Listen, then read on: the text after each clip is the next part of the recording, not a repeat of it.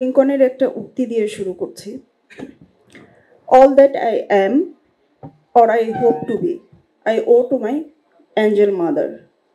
আমি যা কিছু হয়েছি এবং যা কিছু হবার স্বপ্ন দেখি সব কিছুই আমার মায়ের জন্য। এ কথাটি আমার জীবনে বর্ণে বর্ণে সত্যি এবং উপযুক্ত। সেই ছোটবেলায় মফস্বল শহরে জন্ম আমার। তখন থেকে আমার মা অতি শৈশব থেকে শিখিয়েছেন আত্মনির্ভরশীল হতে হবে এবং উপার্জনশীল হতে হবে।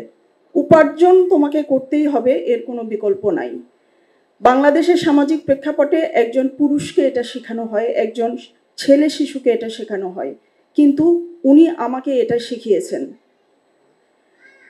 আমার মা, যিনি কর্মজীবনের শিক্ষয়িত্রী ছিলেন, তার শিক্ষক বাবার কাছ থেকে তিনি শিখেছেন জ্ঞানের প্রতি অপরিসীম শ্রদ্ধা এবং ভালোবাসা। সারা জীবন জ্ঞানার্জন করার এবং জ্ঞানী হওয়ার জন্য ওনার সন্তানদের প্রতি ওনার নিরন্তর প্রচেষ্টা ছিল।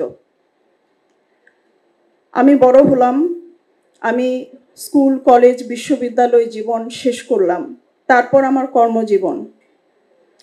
এই কর্মজীবন বেশ কষ্টকর এবং বন্ধুর ছিল। খুব সহজ ছিল না পুলিশে কর্মজীবন শুরু করা আমার।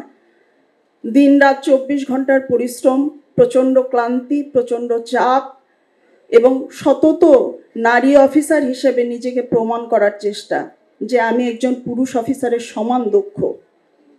এই যে এই চাপ নিয়ে চলাতে আমার পাশে ঢাল হয়ে দাঁড়িয়েছেন আমার মা। আমার একটি সন্তান আছে, আমার সন্তানকে আমি সময় দিতে পারি না। এরকম দিন যায় যে একই বাসায় আমরা আছি, আমার সন্তানের সাথে আমার 2 দিন 3 দিন দেখা হয়নি। অর্থাৎ ও যখন স্কুলে যাচ্ছে আমি তখন ঘুমিয়ে, আর আমি যখন অনেক রাতে ফিরছি ও তখন ঘুমিয়ে। তো এই বাচ্চাটাকে আসলে কে দেখে? আমার মা দেখেন। আমার বাবা মা তাদের নিজেদের সংসার, নিজেদের স্বাচ্ছন্দ্য, নিজেদের স্বাতন্ত্র্যবোধ সমস্ত কিছু বিসর্জন দিয়ে আমার এখানে থাকেন, আমার সঙ্গে থাকেন আমার সন্তানকে মানুষ করার জন্য। তারা আমাকে মানুষ করেছেন, আমার আর 2 ভাই বোনকে মানুষ করেছেন, এখন আমার সন্তানকে মানুষ করেন। নিজে মানুষ হবার, নিজে একজন মায়ের গর্ভে থেকে তারপর জন্মগ্রহণ করে বড় হবার ঋণ শোধ করা যায় না। তারপর সেই মা যদি আবার সন্তানের মতো করে তার সন্তানকে মানুষ করেন, সে ঋণ রাখার জায়গা কোথায়? জায়গা নেই। আমরা 2 বোন 1 ভাই। আমার চিকিৎসক ভাই এখানে উপস্থিত আছে। আমার বোন তার হাজব্যান্ডের সঙ্গে জাপানে প্রবাসী, এখন সে আসতে পারেনি। তো আমাদের এই 3 জনের সমস্ত কিছুতে, সমস্ত সুযোগ সুবিধা অসুবিধায় আমার মা ঢাল হয়ে দাঁড়িয়েছেন। আমার মা আমাদেরকে কোনো কিছু ফেস করতে দেননি। তিনি শুধু বলেছেন, তুমি পড়ো, তুমি শিক্ষিত হও, তুমি ন্যায়বান হও, তুমি নীতির পথে চলো, আর বাকি সমস্ত ঝঞ্ঝা আমি সামলাবো। তিনি নিজে মাস্টার্স কমপ্লিট করতে পারেননি, কিন্তু আমাদেরকে শিখিয়েছেন যে জীবনের সর্বশেষ বিদ্যাপীঠ পর্যন্ত যে তারপরেও পড়াশোনা চালু রেখে যাওয়ার। এখনো যখন আমি পেশাগত ঝামেলায় পড়ি, এখনো যখন আমার মধ্যে ক্লান্তি, হতাশা কাজ করে, যখন মনে হয় যে এই পৃথিবীর কিছুই আমার অনুকূলে নাই, মনে তো অনেকেরই হয়, সবারই হয় কাজ করতে করতে, তখন আমি আমার মায়ের কাছে বসি এবং বলি, আম্মু আমার জন্য একটু দোয়া করেন। এবং আমার দৃঢ় বিশ্বাস, এবং তাই হয় যে আমার মা আমার জন্য যখন বলেন যে আমি দোয়া করছি, তখন আমার সমস্ত সমস্যা কেটে যায়।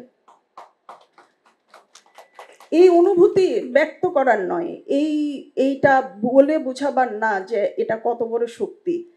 হয়তো যার মা আছে তিনিই বোঝেন যে এটা কত বড় শক্তি, যে আমি গিয়ে বলছি যে আমার এই সমস্যা। উনি হয়তো সে সমস্যার গভীরতাটাও বোঝেন না সব সময়, কিন্তু উনি বলেন সমস্যা সমাধান হয়ে যাবে, এবং তাই হয়। আম্মু, আমি আপনাকে অনেক ভালোবাসি। আমরা 3 ভাই বোনই আপনাকে অনেক ভালোবাসি। আমার বাবা এখানে রয়েছেন, আমার বাবাও ঢাল হয়ে দাঁড়িয়েছেন সমস্ত কিছুতে। আজকের পৃথিবীতে মেয়েদের চলা এবং মেয়েদের এরকম চ্যালেঞ্জিং পেশায় আসা সত্যিই কঠিন।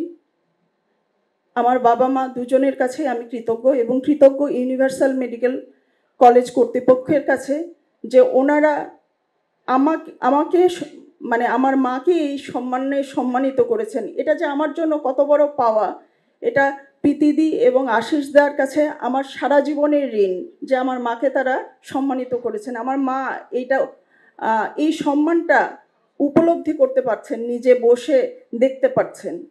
ধন্যবাদ সবাইকে। পৃথিবীর সকল মা ভালো থাকুক। খবরের কাগজ, নিখাদ, নির্ভীক, নিরপেক্ষ।